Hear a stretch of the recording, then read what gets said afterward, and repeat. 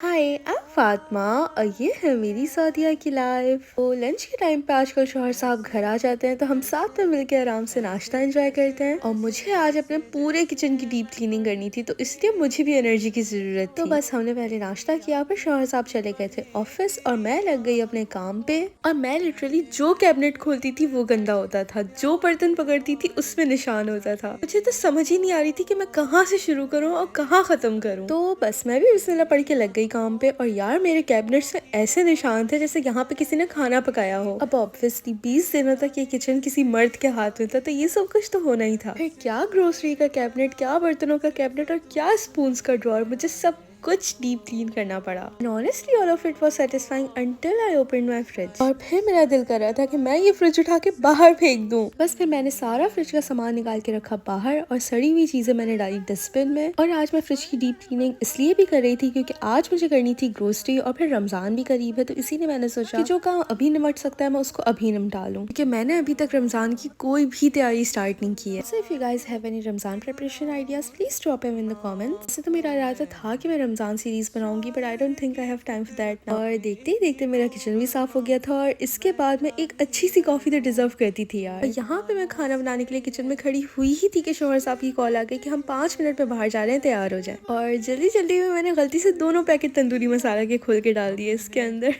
बस मैंने जल्दी जल्दी से खाना चढ़ाया और फिर हम निकल गए बाहर। मुझे पता ही नहीं था कि यार बाहर इतनी सर्दी हो रही है तो मुझे शोहर साहब की जैकेट चुरानी पड़ी। हाँ, पर आइसक्रीम नहीं सेक्रीफाइस की मैंने। उसके बाद हम आ गए घर and that's how I ended my day. Follow for more.